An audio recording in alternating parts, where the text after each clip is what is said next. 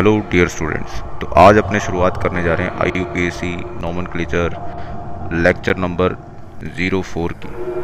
तो इस लेक्चर में मैं आपको सिंपल सब्स्टिट्यूएंट और कॉम्प्लेक्स सब्स्टिट्यूएंट के बारे में बताऊंगा। तो आपको बिल्कुल भी घबराने की ज़रूरत नहीं है। हाँ, तो डियर स्टूडेंट देखिए, numerical prefixes, use of numerical prefixes.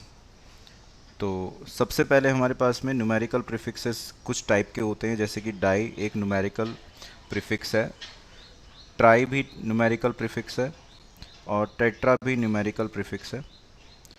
तो ये डाई, ट्राई, टेट्रा जो न्यूमेरिकल प्रीफिक्सेस हैं, ये हम सिंपल सब्स्टिट्यूएंट्स के लिए ही यूज़ करते हैं अगर सिंपल सब्स्टिट्यूएंट एक से ज़्यादा बार आ जाता है। तो हमारे पास में di, tri, tetra word use किया जाता है सिंपल सब्स्टिट्यूएंट के लिए। और अगर मेरे पास में यहाँ पे मान लीजिए, आपके पास में आता है बिस, ट्रिस, टेट्रा किस जो है आपके पास में, ये कॉम्प्लेक्स सब्स्टिट्यूएंट के लिए आप यूज़ करते हैं अगर वहाँ पे आपके पास में आ जाएगा कॉम्प्लेक्स सब्स्टिट्यूएंट। ठीक है बेटा। Suppose that there are two methyl groups attached to a principal carbon chain. If there are two methyl groups, ठीक है ना, if there are two methyl groups, तो अगर ये आपके पास में सब्स्टिट्यूएंट सिंपल है तो आप यहाँ पे यूज़ करेंगे डाई। ठीक है ना बेटा, आप यहाँ पे यूज़ करेंगे डाई का। और अगर मान लीजिए आपके पास में if there are two chloromethyl group, दो क्लोरोमिथाइल ग्रुप्स अटैच्ड हैं, तो आप वहाँ पे यूज़ करेंगे बेटा बिस का। तो इसका मतलब तो ये हो गया, हमें ये समझना पड़ेगा पहले कि कौन सा सब्स्टिट्यूएंट सिंपल होता है और कौन सा सब्स्टिट्यूएंट कॉम्प्लेक्स होता है। तो मिथाइल को सिंपल क्यों लिया और क्लोरोमिथाइल को कॉम्प्लेक्स सब्स्टिट्यूएंट की कैटेगरी में क्यों हमने ऐड किया। ठीक है। और ये डाई जो है और ये बिस जो है, ये न्यूमेरिकल प्रीफिक्सेस, इनकी मल्टीप्लिसिटी बताने में काम में आते हैं। तो सबसे पहले लिख लीजिए कि these numerical prefixes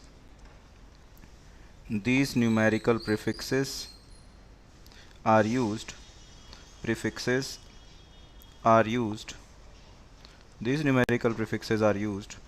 to depict या represent multiplicity of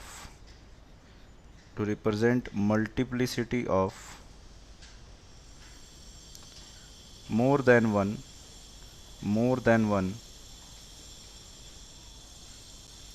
identical substituents। तो एक से ज़्यादा आइडेंटिकल सब्स्टिट्यूएंट्स को रिप्रेजेंट करने के लिए न्यूमेरिकल प्रीफिक्सेस का आप यूज़ करते हैं। तो यहाँ तक आपको क्लियर हुआ। तो अब हम आइडेंटिफाई करते हैं कौन से कॉम्प्लेक्स सब्स्टिट्यूएंट्स होते हैं। तो लिखिए कॉम्प्लेक्स सब्स्टिट्यूएंट्स, हेडिंग लिखिए कॉम्प्लेक्स सब्स्टिट्यूएंट्स, ये फर्स्ट हेडिंग हो जाएगा आपका। तो कॉम्प्लेक्स सब्स्टिट्यूएंट्स जो है हमारे पास में, उनकी डेफिनेशन होती है द substituted substituents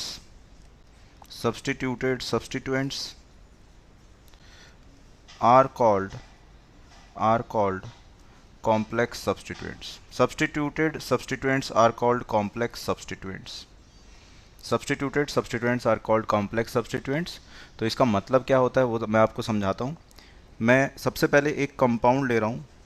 लिखें एक कंपाउंड मेरे पास में, जैसा मैंने पिछले लेक्चर्स में एक कंपाउंड लिया था CH3 CH2 CH3।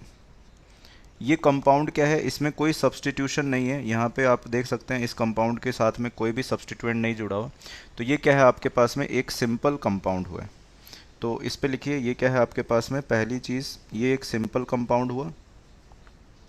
अगर मैं इस कंपाउंड की कोई भी एक कार्बन की वैलेंसी फ्री कर देता हूँ, सपोज़ मेरे पास में यहाँ पे CH2, यहाँ पे मेरे पास में CH2 और ये वैलेंसी मैंने इसकी फ्री कर दी, तो अब भी मेरे पास में ये जो कार्बन चेन है, ये कार्बन चेन आपके पास में, अब ये कंपाउंड नहीं बचेगी बेटा। क्यों नहीं बचेगी कंपाउंड? क्योंकि आपने एक फ्री वैलेंसी छोड़ दिया है इसमें।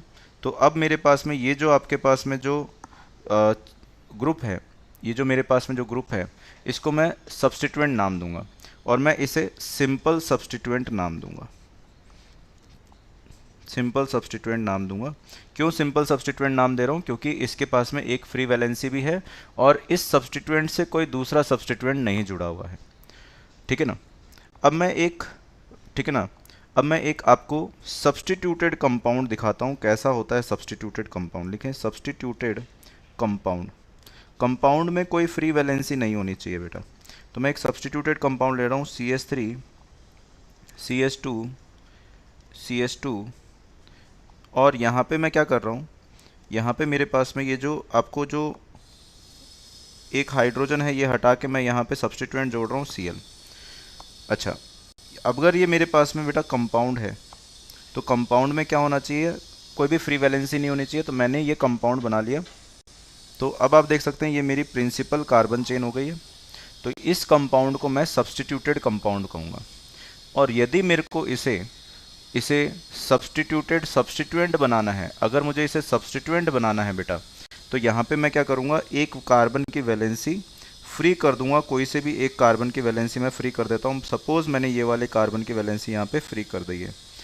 तो अब मेरे पास में क्या हो गया बेटा, इस सब्स्टिट्यूएंट को नाम देंगे अपने सब्स्टिट्यूटेड सब्स्टिट्यूएंट।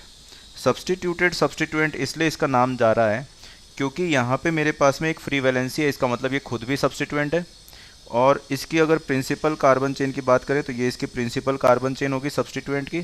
और इस सब्स्टिट्यूएंट के साथ में भी आपके पास में क्या आ रहा है, एक और सब्स्टिट्यूएंट आ रहा है। तो इसका मतलब क्या हुआ, एक मेरे पास में ये जो आपके पास में जो ग्रुप है, इस ग्रुप को आप सब्स्टिट्यूटेड सब्स्टिट्यूएंट बोलेंगे और इसी को अपने बोल देते हैं कॉम्प्लेक्स सब्स्टिट्यूएंट। तो सब्स्टिट्यूटेड सब्स्टिट्यूएंट को आप बोलते हैं बेटा कॉम्प्लेक्स सब्स्टिट्यूएंट। तो ये इसकी डेफिनेशन होती है, substituted substituents are called complex substituents. ठीक है, तो इस तरह से हम आइडेंटिफाई करते हैं। ठीक है ना? तो इसमें लिखें कि ये जो कार्बन चेन है, ये जो कार्बन चेन है, इसमें लिखें कि this carbon chain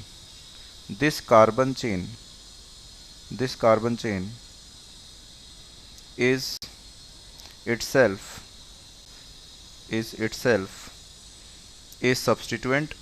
This carbon chain is itself a substituent. So this is a substituted substituent. ठीक है ना? substituted substituent and it is called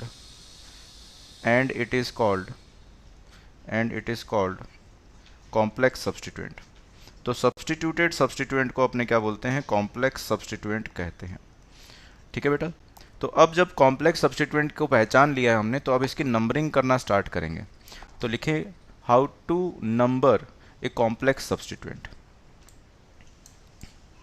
तो लिखें how to number a complex substituent. तो लिखें, इसमें लिखें select the principal carbon chain in the substituent। पहले आप प्रिंसिपल कार्बन चेन सब्स्टिट्यूएंट में, ठीक है ना, ले with the carbon having free valency। जिस भी कार्बन की फ्री वैलेंसी होगी उस कार्बन को लेना अनिवार्य है, जरूरी है अपनी प्रिंसिपल कार्बन चेन में। ठीक है ना? फ्री वैलेंसी और नंबरिंग उसी कार्बन से आप फर्स्ट कार्बन उसको मानते हुए उसी कार्बन से आप स्टार्ट करें as the first carbon of PCC. और अगर वो फर्स्ट कार्बन ऑफ पीसीसी है तो हमारे पास में नंबरिंग जब भी किसी जंक्शन पे जाएंगे तो वहाँ पे ध्यान रखेंगे मल्टीपल बॉन्ड्स ज़्यादा होने चाहिए अगर मल्टीपल बॉन्ड्स हैं। और ठीक है ना, नंबर ऑफ कार्बन एटम्स, फिर देखा जाएगा नंबर ऑफ कार्बन एटम्स, और कार्बन एटम्स जब सेम होंगे तो फिर देखा जाएगा नंबर ऑफ सब्स्टिट्यूएंट्स। तो इस ऑर्डर में हम वहाँ पे इनकी नंबरिंग करते हुए चलते जाएंगे। तो अगर मेरे पास में यहाँ पे मैं सेलेक्ट कर लेता हूँ, select the principal carbon chain in the substituent with the carbon having free valency as the first carbon of PCC, ठीक है ना। If there is no group outside the principal carbon chain, selected principal carbon chain, it will be a simple substituent, it will be a simple substituent। वो एक simple substituent कहलाता है जब उसके साथ में कोई ग्रुप अटैच नहीं होता है। बट इफ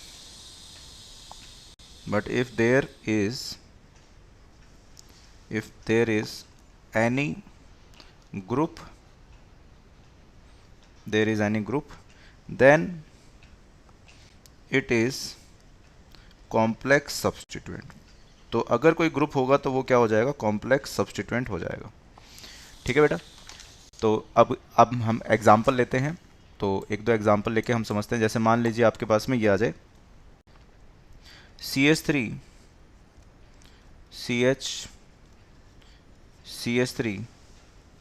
CH2 CH2 और मैंने फ्री वैलेंसी यहाँ पे छोड़ दी है।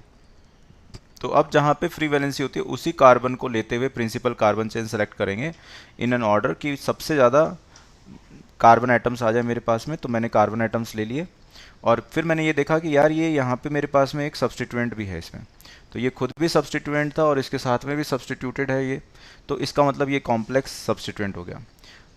तो अब इसका आईयूपैक नेम लिखना है। तो सबसे पहले आप बताएंगे कि 3 पर क्या जुड़ा हुआ, मिथाइल। तो पहले आप बताएं 3 मिथाइल और फिर इस सब्स्टिट्यूएंट के प्रिंसिपल कार्बन चेन में कितने कार्बन एटम्स हैं। तो ये हो जाएगा 4 कार्बन का मतलब ब्यूट और फिर आइल, क्योंकि ये खुद भी एक सब्स्टिट्यूएंट है और इसको अपने ब्रैकेट में लगाएंगे। ध्यान रखें कॉम्प्लेक्स सब्स्टिट्यूएंट अगर होता है, यानी कि अगर सब्स्टिट्यूटेड सब्स्टिट्यूएंट होता है तो उसके नाम के दोनों साइड में ब्रैकेट जरूर लगता है, ठीक है ना। तो ये आपको ध्यान रखना है। अगला एग्जांपल देखते हैं। अगर मेरे पास में ये आ जाता है CH3 CH2 CH और फ्री वैलेंसी यहाँ पे है आपके पास में, तो बेटा प्रिंसिपल कार्बन चेन जब आप सेलेक्ट करेंगे तो 1 नंबर इसको लेंगे, क्योंकि नंबरिंग वहीं से स्टार्ट करनी है जहाँ पे अपने पास में फर्स्ट कार्बन एटम होगा, जहाँ से वो जुड़ा हुआ होगा। तो यहाँ पे ये फर्स्ट कार्बन एटम, अब लॉन्गेस्ट कार्बन चेन आपको लेफ्ट साइड में ही मिलेगी, तो 2 ये हो जाएगा, 3 ये हो जाएगा। तो हम इसका नाम बोलेंगे बेटा, हम इसका नाम बोलेंगे 1 मिथाइल और 3 carbon atom principal carbon chain में है तो प्रोपाइल। तो इस तरह से हम यहाँ पे इनकी नंबरिंग करते हैं। बट अगर मान लीजिए इफ़ डबल बॉन्ड और मल्टीपल बॉन्ड इज प्रेजेंट, तो फिर इसका नाम कैसा होगा। तो लिखें, अगला पॉइंट लिखें, डिपेंडिंग ऑन द प्रेजेंस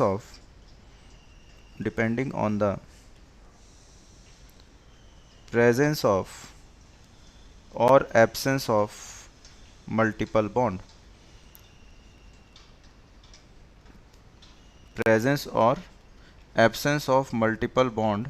तो अगर प्रेजेंट है मल्टीपल बॉन्ड या फिर एब्सेंट है मल्टीपल बॉन्ड तो कैसे नाम लेंगे। तो अगर मेरे पास में एब्सेंट है तो मैं नॉर्मल एल्काइल वर्ड यूज़ करूँगा। जब मेरे पास में सिंगल बॉन्ड्स होते हैं केवल, तो मैं एल्काइल वर्ड यूज़ करता हूँ। और अगर मेरे पास में यहाँ पे डबल बॉन्ड आ जाता है तो मैं वहाँ पे एल्क इन आइल वर्ड रिप्रेजेंट करूँगा। तो ये आपको डबल बॉन्ड बताएगा, डबल बॉन्ड उस सब्स्टिट्यूएंट में कहाँ पे प्रेजेंट है। तो अगर डबल बॉन्ड प्रेजेंट है तो एल्किनाइल बोलेंगे, और अगर ट्रिपल बॉन्ड प्रेजेंट है तो वहाँ पे एल्काइनाइल बोलेंगे। तो ट्रिपल बॉन्ड अगर प्रेजेंट होगा तभी हम एल्काइनाइल बोलेंगे, अदरवाइज़ हम एल्काइल ही बोलते हैं। तो हमारे पास में ये हो गया। अब मैं आपको एक एग्जांपल लेता हूँ यहाँ पे। जैसे मान लीजिए आपके पास में आया बेटा CH3 CH2, तो इसका मतलब तो ये हमारे पास में एक सिंपल सब्स्टिट्यूएंट हुआ। तो सिंपल सब्स्टिट्यूएंट के लिए हम कोई ब्रैकेट नहीं लगाएंगे, हम सीधा बोल देंगे ये क्या है आपके पास में 2 कार्बन चेन है, तो इसके लिए आप वर्ड यूज़ करेंगे एथ, और ये इसका नाम हो जाएगा एथाइल। अगर मेरे पास में यहाँ पे 3 कार्बन चेन होती, मान लो 3 कार्बन एटम होते मेरे इसमें, तो ये CH2 डबल बॉन्ड CH2 अगर होता, तो अब मैं इसको डबल बॉन्ड को भी रिप्रेजेंट करता, तो मेरे पास में यहाँ पे आप देखें नंबरिंग इसी कार्बन से करता जहाँ से जुड़ा हुआ होता है, तो 1 2 3। तो आपको ये इसका नाम बोलना चाहिए prop to enyl. Prop to enyl will be the IUPAC name of this simple branch. और अगर मेरे पास में ट्रिपल बॉन्ड होगा, तो अगर यहाँ पे मान लो डबल बॉन्ड की जगह ट्रिपल बॉन्ड होता, तो वहाँ पे नाम क्या हो जाता, prop to enyl इसका नाम हो जाता। तो हम थोड़ी सी प्रैक्टिस कर लेते हैं इन्हीं सब चीज़ की। तो चलिए लिखते जाते हैं, ठीक है ना। क्वेश्चन है give names of the following substituents. तो यहाँ पे मैंने OH भी जोड़ दिया है। तो OH वैसे फंक्शनल ग्रुप होता है, पर ये सब्स्टिट्यूएंट की तरह ट्रीट करना है आपको। Cl CH2 CH2 इन सब के नाम लिखने हैं। CH2 double bond C CH2 CH2 CH3। Fourth है मेरे पास में Cl CH CH2 Cl।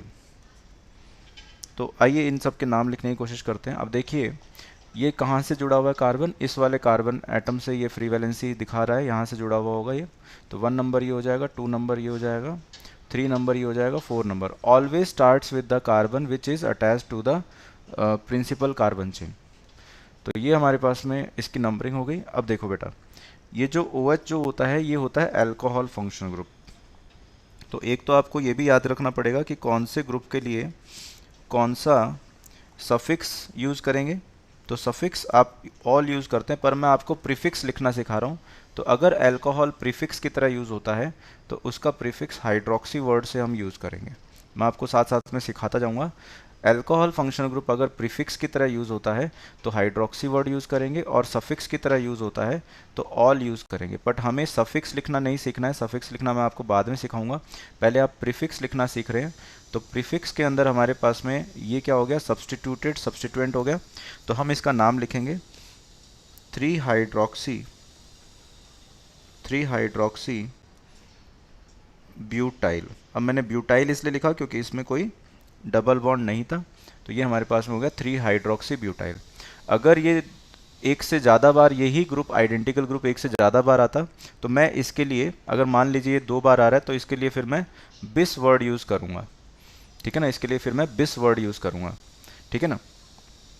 Okay, अब अगले पे चलते हैं। हमारे पास में ये जो अगला वाला जो एग्जांपल है 1 नंबर ये हो जाएगा, ये 2 नंबर हो जाएगा बेटा। तो आपके पास में इसका नाम होना चाहिए। अब ये जो क्लोरो है ये आपका सब्स्टिट्यूएंट हो जाएगा। जैसे यहाँ पे हाइड्रोक्सी था वैसे यहाँ पे क्लोरीन है। तो क्लोरीन जब होता है तो उसके लिए क्लोरो वर्ड यूज़ किया जाता है। तो इसका जो नाम होगा ये हो जाएगा 2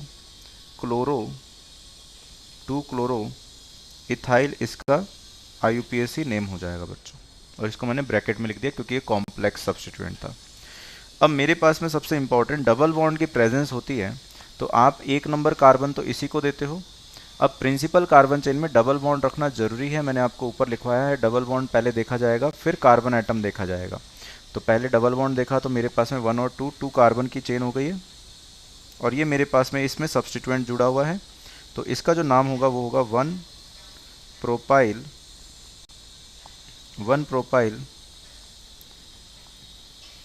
इथिनाइल। 1 प्रोपाइल इथिनाइल इसका IUPAC नाम हो जाएगा। इन इसलिए लगता है बेटा क्योंकि इसमें प्रेजेंस ऑफ डबल बॉन्ड है। तो प्रेजेंस और एब्सेंस ऑफ डबल बॉन्ड को बताने के लिए इन या फिर आइन यूज़ करना पड़ता है साथ में। अब मेरे पास में यहाँ पे कोई डबल बॉन्ड नहीं होगा। देखो यहाँ पे बस 2 क्लोरीन ग्रुप जुड़े हुए हैं। 1 नंबर ये हो जाएगा, 2 नंबर ये हो जाएगा। तो आपके पास में हो जाएगा 2 डाइक्लोरो और इथाइल इसका नाम हो जाएगा 2 डाइक्लोरो इथाइल, और इसको मैंने ब्रैकेट में डाल दिया। अब अगर मेरे पास में मान लीजिए कि ये सारे अगर सब्स्टिट्यूएंट किसी ग्रुप में प्रेजेंट हो, ये सारे अगर सब्स्टिट्यूएंट किसी कंपाउंड में प्रेजेंट होते हैं तो यहाँ पे जब लिखने का ऑर्डर होगा तो वहाँ पे अपने अल्फ़ाबेटिकल ऑर्डर को यूज़ करते हैं। पहले वही लिखा जाएगा जिसका अल्फ़ाबेट सबसे कम होगा। तो अल्फ़ाबेटाइजेशन में यहाँ पे अपने कंसिडर करते हैं H को। क्योंकि 3 तो कोई अल्फ़ाबेट है नहीं, H को कंसिडर करेंगे। जैसे मान लीजिए आपके पास में अगर हाइड्रोक्सी है, यहाँ पे जैसे क्लोरो है तो C को यूज़ करेंगे, यहाँ पे P को यूज़ करेंगे। पर अगर यहाँ पे अपने देखें तो यहाँ पे अपने D को यूज़ करेंगे, ठीक है ना, यहाँ पे अपने D को यूज़ करेंगे क्योंकि ये इसका नाम को रिप्रेजेंट कर रहा है, ठीक है ना बेटा, ये इसके नाम को रिप्रेजेंट कर रहा है। तो कब अपनों को अल्फ़ाबेटाइजेशन में डाई को नहीं लेना होता और कब लेना होता है, तो वो उसकी अपने बात कर लेते हैं। तो देखिए, अगर अल्फ़ाबेटिकल ऑर्डर में रखेंगे तो अल्फ़ाबेट आपको पता होना चाहिए किस सब्स्टिट्यूएंट का कौन सा नाम होगा। तो अपने अगला जो पार्ट पढ़ने जा रहे हैं वो है बेटा अल्फ़ाबेटिकल ऑर्डर ऑफ सब्स्टिट्यूएंट्स। तो हेडिंग लिख लीजिए, अल्फ़ाबेटिकल ऑर्डर ऑफ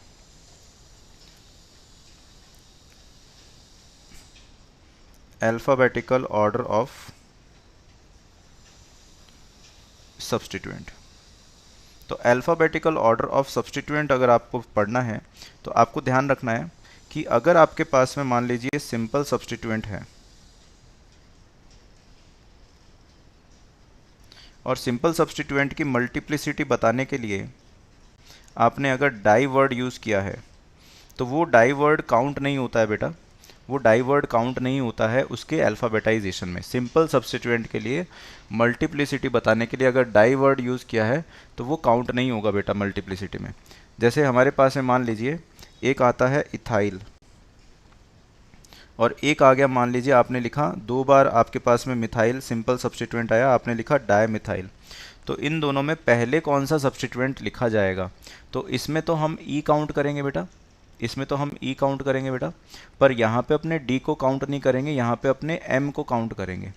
डी को इसलिए काउंट नहीं करेंगे बिकॉज ये डी इसके नाम को नहीं बता रहा है, इस सब्स्टिट्यूएंट सिंपल सब्स्टिट्यूएंट के नाम को नहीं बता रहा है।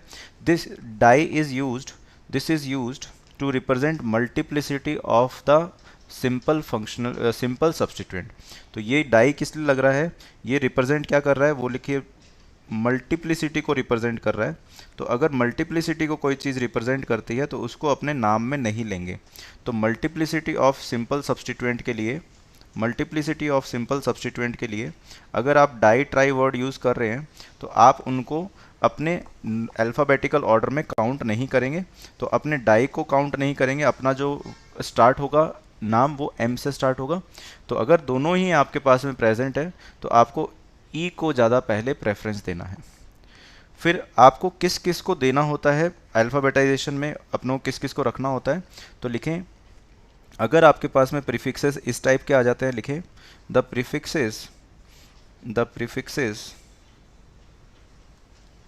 Prefixes iso, neo and cyclic, अगर ये आ जाता है, are considered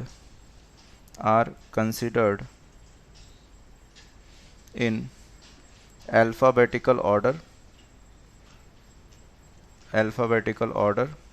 and rest and others are neglected. अगर और कुछ आ रहा है तो उनको नेग्लेक्ट कर दिया जाएगा, और अगर आइसो या नियो या फिर साइक्लिक आएगा तो वो उसको एक्सेप्ट कर लिया जाएगा। आइसो और नियो भी आपके पास में कॉम्प्लेक्स सब्स्टिट्यूएंट के लिए ही यूज़ होता है। तो अगर आइसो, नियो या साइक्लिक आपके पास में प्रीफिक्स उस सब्स्टिट्यूएंट के सामने है तो आप उसको लोगे। अदरवाइज़ कोई और अगर चीज़ आती है जैसे डाई या ट्राई आता है तो आप उसको अल्फ़ाबेटाइजेशन में नहीं लोगे। और एग्जांपल मैं आपको करवाता हूँ, जैसे मान लीजिए आपके लिए लिखा हुआ है सेकेंडरी ब्यूटाइल। तो सेकेंडरी ब्यूटाइल एक कॉम्प्लेक्स सब्स्टिट्यूएंट होता है बेटा। तो सेकेंडरी का जो ये सेक है ये अल्फ़ाबेटाइजेशन में काउंट नहीं होगा। सेकेंडरी ब्यूटाइल है और एक आपके पास में मान लीजिए आइसोब्यूटाइल है, सेकेंडरी ब्यूटाइल है और एक आपके पास में आइसोब्यूटाइल है। तो आइसोब्यूटाइल में आप ध्यान रखेंगे कि ये आई काउंट होगा, पर सेकेंडरी ब्यूटाइल में ये सेक काउंट नहीं होगा, आपके पास में ये बी काउंट होगा। तो अगर बी पहले आता है तो अल्फ़ाबेटिकल ऑर्डर में प्रायोरिटी किसको मिलेगी? सेकेंडरी ब्यूटाइल को पहले प्रायोरिटी मिलेगी और आइसोब्यूटाइल को बाद में प्रायोरिटी मिलेगी जब आप अल्फ़ाबेटिकल ऑर्डर के अकॉर्डिंग नाम लिख रहे होंगे। ठीक है बेटा। फिर अपने आ जाते हैं कॉम्प्लेक्स सब्स्टिट्यूएंट पे। तो कॉम्प्लेक्स सब्स्टिट्यूएंट में लिखें, सेकेंड लिखें फॉर कॉम्प्लेक्स सब्स्टिट्यूएंट। तो कॉम्प्लेक्स सब्स्टिट्यूएंट में अगर उसके नाम में डाई वर्ड यूज़ हो रहा है, ठीक है ना। कभी कभी कॉम्प्लेक्स सब्स्टिट्यूएंट के नाम में भी डाई वर्ड यूज़ होता है। जैसे मान लो आपके पास में एक तो है डाई मिथाइल लिखा हुआ है और एक आपके पास में डाई क्लोरो मिथाइल लिखा हुआ है। तो ये आपके पास में डाई मिथाइल, ये मिथाइल को रिप्रेजेंट कर रहा है, इसकी मल्टीप्लिसिटी को। और ये मेरे पास में क्या है, डाई क्लोरो मिथाइल, ये मेरे पास में क्या है, एक कॉम्प्लेक्स सब्स्टिट्यूएंट है जिस पे दो क्लोरो जुड़े हुए हैं मिथाइल के साथ में। तो अब जो ये डाई वर्ड है ये इसके नाम को रिप्रेजेंट कर रहा है। ये रिप्रेजेंट क्या कर रहा है, it represents name of complex substituent. ये कॉम्प्लेक्स सब्स्टिट्यूएंट के नाम को रिप्रेजेंट कर रहा है। और मल्टीप्लिसिटी के लिए आप क्या वर्ड यूज़ करते हैं यहाँ पे, मल्टीप्लिसिटी के लिए आप यूज़ करते हैं बिस। तो अगर ये दो बार जुड़ा हुआ है तो बिस यूज़ होगा। और अगर आपके पास में ये सिंपल सब्स्टिट्यूएंट है, आपके पास में मिथाइल एक सिंपल सब्स्टिट्यूएंट है और सिंपल सब्स्टिट्यूएंट दो बार आएगा तो उसके लिए डाई वर्ड यूज़ होगा। तो ये जो डाई वर्ड है ये सिंपल सब्स्टिट्यूएंट की मल्टीप्लिसिटी को रिप्रेजेंट कर रहा है और ये बिस जो है ये कॉम्प्लेक्स सब्स्टिट्यूएंट की मल्टीप्लिसिटी को रिप्रेजेंट कर रहा है। तो अगर मल्टीप्लिसिटी को कोई रिप्रेजेंट करता है तो उसको अल्फ़ाबेटाइजेशन में कंसीडर नहीं किया जाता। पर अगर वो प्रीफिक्स, न्यूमेरिकल प्रीफिक्स उसके नाम को रिप्रेजेंट कर रहा है तो उसको काउंट किया जाएगा। तो अब हमारा अल्फ़ाबेटिकल ऑर्डर में यहाँ पे तो ये m काउंट हो जाएगा, बट यहाँ पे अपनों को ये d काउंट करना है क्योंकि ये इसके नाम के साथ में जुड़ा हुआ है। तो यहाँ पे हमारे पास में अगर m और d में देखा जाएगा तो d को प्रायोरिटी वाइज हम आगे रखेंगे। तो आपको ये चीज़ ध्यान रखनी है, इस चीज़ को मैं लिखवा देता हूँ।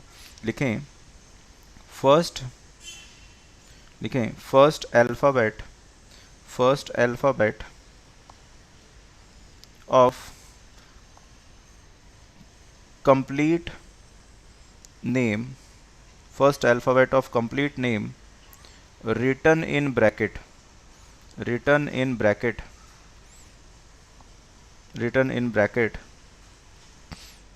is always considered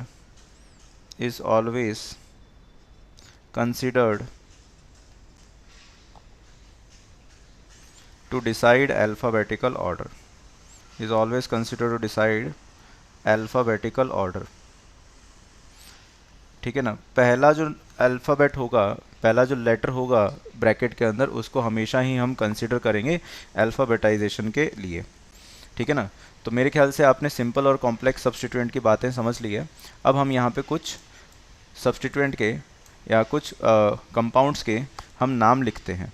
तो हमारे पास में सबसे पहले लिखें एग्जाम्पल वन। सपोज़ आपके पास में ये आ जाता है CH3, C, यहाँ पे आ जाता है Cl, double bond CH, NH2, COOH। अगर आपसे यहाँ पे बोलूँ मैं how many functional groups are present, तो इसका आंसर क्या होगा। तो आपके पास में देखिए COOH एक फंक्शनल ग्रुप होता है बेटा, कार्बोक्सिलिक एसिड। NH2 अमाइन एक फंक्शनल ग्रुप होता है बेटा। Cl आपके पास में ये भी फंक्शनल ग्रुप होता है, बट ये हमेशा सब्स्टिट्यूएंट की तरह ट्रीट होता है। और ये प्राइमरी फंक्शनल ग्रुप होते हैं जो स्ट्रक्चर के अंदर ही डबल बॉन्ड होता है। तो ये भी आपके पास में एक फंक्शनल ग्रुप ही होता है। तो टोटल अगर मैं फंक्शनल ग्रुप की बात करूँगा तो टोटल फंक्शनल ग्रुप्स कितने हैं, 4। टोटल फंक्शनल ग्रुप्स तो 4 हैं यहाँ पे। अब मेरे को सबसे ज़्यादा प्रायोरिटी किसकी होती है, तो सबसे ज़्यादा प्रायोरिटी में आपको याद रखना है कि सबसे पहले आपके पास में आते हैं बेटा एसिड्स की प्रायोरिटी सबसे ज़्यादा होती है। फिर आते हैं हमारे पास में एसिड के डेरिवेटिव्स। फिर हमारे पास में आते हैं बेटा ट्रिपल बॉन्डेड फंक्शनल ग्रुप के बाद में आते हैं डबल बॉन्डेड फंक्शनल ग्रुप, और डबल बॉन्डेड फंक्शनल ग्रुप के बाद में आते हैं single bonded functional group. Double bonded functional group के बाद में आते हैं सिंगल बॉन्डेड फंक्शनल ग्रुप। तो अगर मैं यहाँ पे देखूँ तो आप देखें एसिड अगर आपको दिख रहा है तो एसिड कौन कौन सा होता है। एसिड में लिखें एक तो हमारे पास में फंक्शनल ग्रुप COOH होता है, और अगर ये एसिड आता है तो इसके लिए ओइक एज ए सफिक्स हम यूज़ करते हैं, ओइक एसिड। ठीक है ना। और अगर आपके पास में सल्फ्यूरिक एसिड आ जाता है SO3H, तो ये भी आपके पास में हाईएस्ट प्रायोरिटी वाले ग्रुप होते हैं। इसके लिए अपने सल्फोनिक एसिड यूज़ करेंगे। इसके लिए अपने सल्फोनिक एसिड यूज़ करेंगे वर्ड एज ए सफिक्स। ठीक है ना, ध्यान रखना ये जो दोनों के दोनों नाम लिख रहे हैं ये आपके लिए सफिक्स के अकॉर्डिंग मैं आपको बता रहा हूँ। तो सफिक्स ओइक एसिड होता है कार्बोक्सिलिक एसिड का। तो अगर कार्बोक्सिलिक एसिड आएगा तो इसकी हाईएस्ट प्रायोरिटी होगी, और अगर सल्फोनिक एसिड आएगा तो इसकी सेकंड नंबर पे प्रायोरिटी होगी। तो आपके पास में पहला हाईएस्ट प्रायोरिटी ये होता है, दूसरा हाईएस्ट प्रायोरिटी ये ग्रुप होता है। एसिड डेरिवेटिव्स की अगर मैं बात करता हूँ तो एसिड डेरिवेटिव्स में हमारे पास में आते हैं एसिड एनहाइड्राइड। तो एसिड एनहाइड्राइड अगर आता है, बहुत रेयरली अगर आता है, तो एसिड एनहाइड्राइड को मैं तीसरा मेरा मेन प्रायोरिटी फंक्शन ग्रुप मानता हूँ। फिर इसके बाद में मेरे पास में आता है एस्टर। एस्टर होता है, यहाँ पे भी एल्काइल होगा और यहाँ पे भी एल्काइल ग्रुप होगा। ये मेरे पास में फ्री वैलेंसी मैंने छोड़ दी है। तो अगर आपके पास में कहीं पे इस टाइप का ग्रुप दिखता है तो उसे एस्टर कहा जाता है, और एस्टर की प्रायोरिटी 4 नंबर की रखी जाएगी। यहाँ पे हमारे पास में ये फ्री वैलेंसी है, तो आपके पास में यहाँ पे कोई आर ग्रुप भी जुड़ा हो सकता है, जो कि आपके पास में RCOR बन सकता है ये पूरा का पूरा। तो इस टाइप का अगर आपको मिडल में COO दिखता है तो ये एस्टर होता है, इसकी प्रायोरिटी 4th नंबर की होती है बेटा। फिर हमारे पास में 5th नंबर में हमारे पास में आता है, 5th नंबर पे आता है हमारे पास में RCOCl। ठीक है ना, इसको हम एसिड हैलाइड बोलते हैं बेटा। 6th नंबर पे आता है हमारे पास में RCONH2। This is amide group बेटा। तो ये हमारे पास में प्रायोरिटी का ऑर्डर रहता है एसिड डेरिवेटिव्स में। फिर हमारे पास में ट्रिपल बॉन्डेड फंक्शन ग्रुप में आता है, सबसे पहले आता है हमारे पास में नाइट्राइल। तो ये हमारे पास में C ट्रिपल बॉन्डेड N जो अगर होगा तो ये कार्बन कंटेनिंग फंक्शन ग्रुप है। C ट्रिपल बॉन्ड N अगर होगा तो ये 7 नंबर पे प्रायोरिटी वाइज होगा, और फिर 8 नंबर में हमारे पास में होगा इसका जस्ट अपोजिट यानी कि NC। तो NC में मेरे पास में यहाँ पे एक नेगेटिव और यहाँ पे एक पॉजिटिव चार्ज होता है। फिर हमारे पास में आते हैं डबल बॉन्डेड फंक्शन ग्रुप। तो डबल बॉन्डेड फंक्शन ग्रुप में पहले आता है आपके पास में एल्डिहाइड। एल्डिहाइड इस टाइप का फंक्शन ग्रुप होता है। और फिर हमारे पास में आता है कीटोन। कीटोन मिडल में जुड़ा हुआ होता है दोनों सीरीज़ के। यहाँ पे भी दोनों साइड में RR ग्रुप होता है, तो यहाँ पे भी R होगा और यहाँ पे भी RR ग्रुप होंगे। तो आपके पास में इस टाइप का अगर मिडल में CO दिखता है तो वो भी आपके पास में कीटोन कहलाता है, और आपके पास में अगर टर्मिनल पे CO दिखता है तो वो एल्डिहाइड कहलाता है। फिर सिंगल बॉन्डेड फंक्शन ग्रुप में आप प्रायोरिटी वाइज याद रखेंगे एल्कोहल। फिर आपके पास में आ जाएगा थायो एल्कोहल। फिर आपके पास में आ जाएंगे अमाइंस। तो ये आपके पास में कुल प्रायोरिटी ऑर्डर मैंने लिखा है। तो यहाँ पे हमारे पास में जो प्रायोरिटी ऑर्डर के हिसाब से एसिड और अमाइन आ रहा है, अमाइन लास्ट प्रायोरिटी होता है, और कुछ ये सब्स्टिट्यूएंट क्लोरीन जैसे हमेशा ही सब्स्टिट्यूएंट होता है, तो ये तो आपका फंक्शन ग्रुप कभी मेन फंक्शन ग्रुप हो ही नहीं सकता था। तो अब जब आप नंबरिंग करेंगे बेटा, तो नंबरिंग आप यहाँ से स्टार्ट करेंगे, 1 नंबर इस कार्बन एटम को देंगे क्योंकि कार्बन कंटेनिंग फंक्शनल ग्रुप है। ये भी हमने पहले ही डिस्कस कर लिया था। तो यहाँ पे अपने पास में ये 2 हो जाएगा, ये 3 हो जाएगा, ये 4 हो जाएगा, ये 5 हो जाएगा। अब यहाँ पे अल्फाबेटाइजेशन की बात करेंगे, तो अब यहाँ पे 2 आपके पास में सब्स्टिट्यूएंट्स आ रहे हैं, दोनों के दोनों सिंपल सब्स्टिट्यूएंट्स हैं। तो हमारे पास में यहाँ पे इनकी नंबरिंग लिखी जाएगी और इनका अल्फ़ाबेटिकल ऑर्डर काउंट किया जाएगा। तो इसको बोलते हैं अपने अमाइनो, और इसको बोलते हैं क्लोरो। तो अमाइनो का A पहले आएगा, तो इसलिए मैं यहाँ पे इसका नाम लिखूँगा। देखिए इसका नाम क्या लिखूँगा, 2 अमाइनो। तो ये मैंने सेकेंडरी प्रीफिक्स लिख रहा हूँ 2 अमाइनो। फिर क्या लिखूँगा मैं, 4 क्लोरो। 2 अमाइनो के बाद में क्या लिखूँगा मैं, 4 क्लोरो। तो ये मैंने आपको P2 लिख दिया है। अब P1 जो था हमारे पास में वो साइक्लिक वर्ड तभी यूज़ होगा जब साइक्लिक कंपाउंड होगा, पर ये साइक्लिक नहीं है तो इसलिए P1 का यूज़ करना ज़रूरी नहीं है। अब हम आ जाते हैं एल्क वर्ड पे, यानी कि word number of carbon chain पे। तो नंबर ऑफ कार्बन एटम पे, तो नंबर ऑफ कार्बन एटम 5 है, तो इसलिए मैं यहाँ पे पेंट वर्ड यूज़ करूँगा। तो मैंने यहाँ पे यूज़ किया पेंट, और क्योंकि इसमें आपके पास में डबल बॉन्ड भी प्रेजेंट है तो आपको ये डबल बॉन्ड की लोकेशन बतानी चाहिए। तो यहाँ पे हो जाएगा 3 इन, और क्योंकि यहाँ पे हमारे पास में सफिक्स जो लगेगा वो हमारे पास में जो सेकेंडरी जो सफिक्स है वो COOH के लिए लगेगा। तो secondary suffix for COOH is oic acid, ये मैंने आपको बता दिया है। मैं धीरे धीरे आपको सफिक्स सारे बताता जाऊँगा। तो इसका नाम हो जाएगा 3-इनोइक एसिड। अब इसमें आप 1 लगाने की ज़रूरत नहीं है कि 1 पे अपने पास में ये है, क्योंकि हमेशा ही क्या होता है ये 1 से ही स्टार्ट होगा। तो इसलिए हमारे पास में ये नाम हो चुका है। तो इसमें आप ध्यान रखें कि ये आपके पास में था, ये हमारे पास में P2 था, ठीक है ना। ये दोनों P2 के अंदर आते हैं आपके पास में, तो मैं यहाँ पे मार्क कर देता हूँ। ये दोनों ही क्या है आपके पास में P2 है बेटा, यानी कि सेकेंडरी प्रीफिक्स है। फिर हमारे पास में ये जो है ये आपके पास में एल्क वाला पार्ट है, कितने कार्बन चेन है।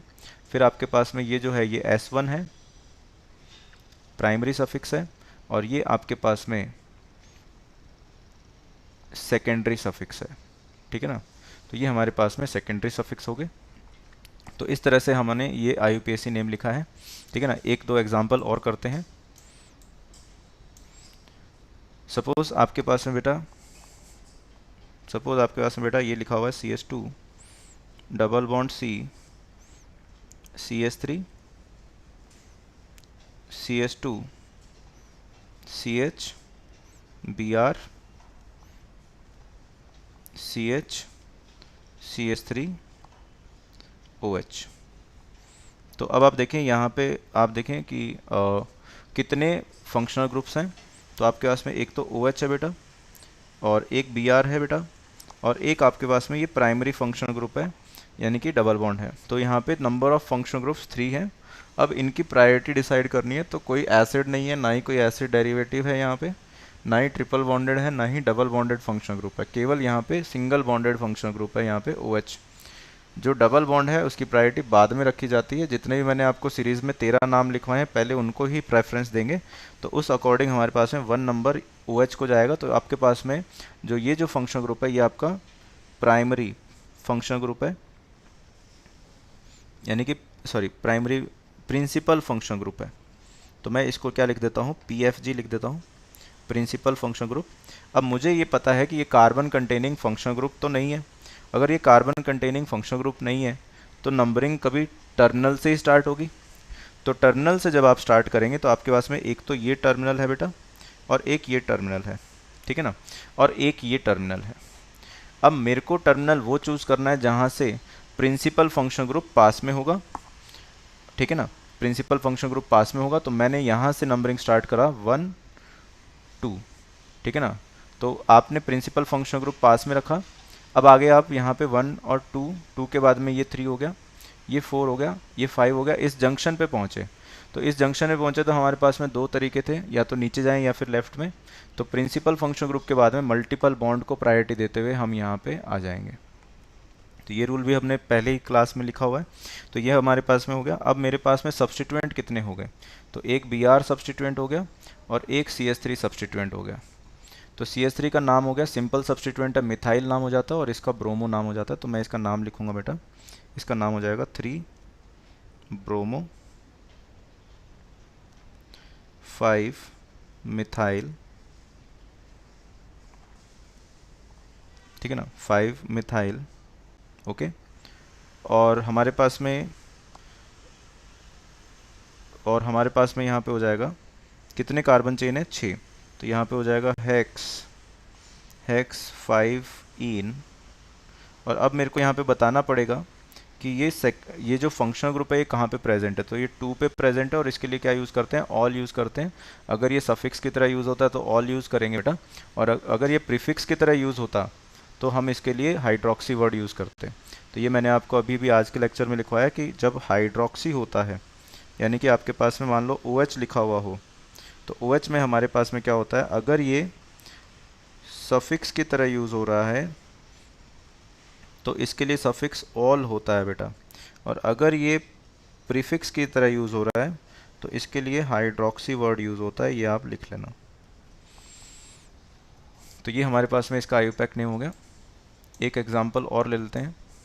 सपोज़ आपके पास में है CH3 CHOH, CH2 CH, COOH, CH2 CH, double bond CH, COOH।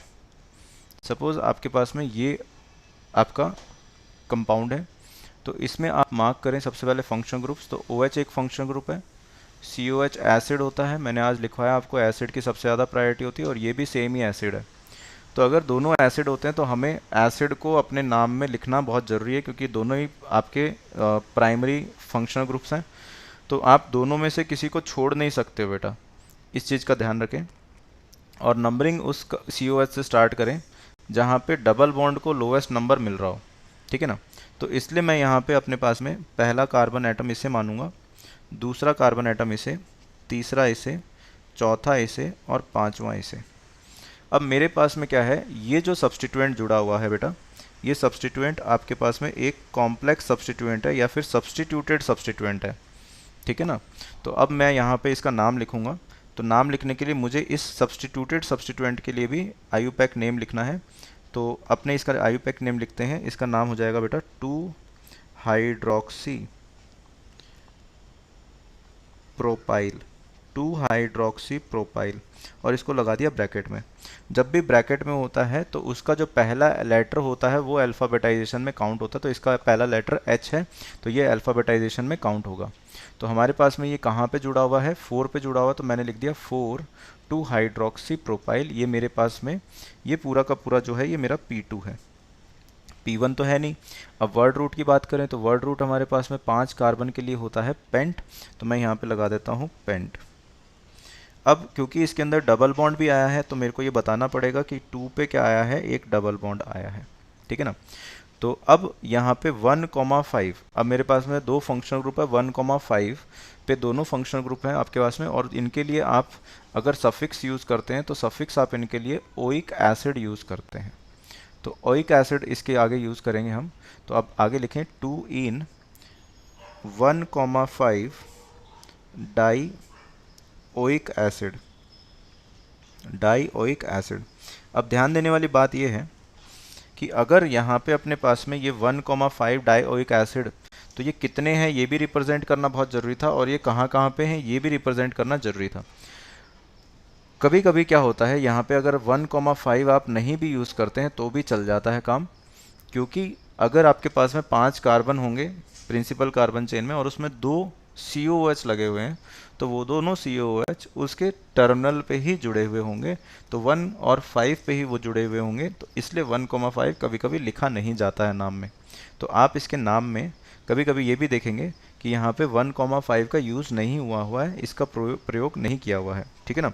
तो इसमें ये पॉइंट लिख लीजिए कि if 2 carbon containing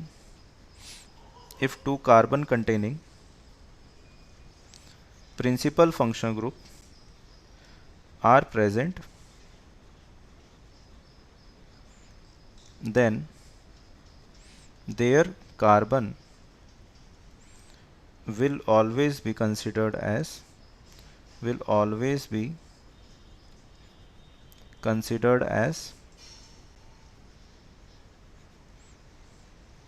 terminals of principal carbon chain, ठीक है बेटा। तो ये आप इम्पॉर्टेंट नोट करके मार्क कर लीजिए, ठीक है ना।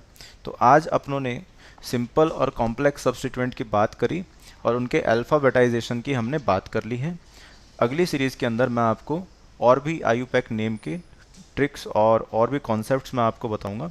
तो जब तक के लिए नमस्कार, जय हिंद। और अगर आपको कोई भी डाउट होता है तो प्लीज़ आप कमेंट सेक्शन में अपने डाउट्स को पोस्ट करें, जिससे हम आपके डाउट्स को क्लियर कर सकें और आपसे मोटिवेशन ले सकें। आपके कमेंट्स से हमें मोटिवेशन मिलता है, तो वो हमें बहुत ही अच्छा लगता है जब आप कमेंट करके हमें ये बताते हैं कि आप हमारे वीडियोस को लाइक कर रहे हैं।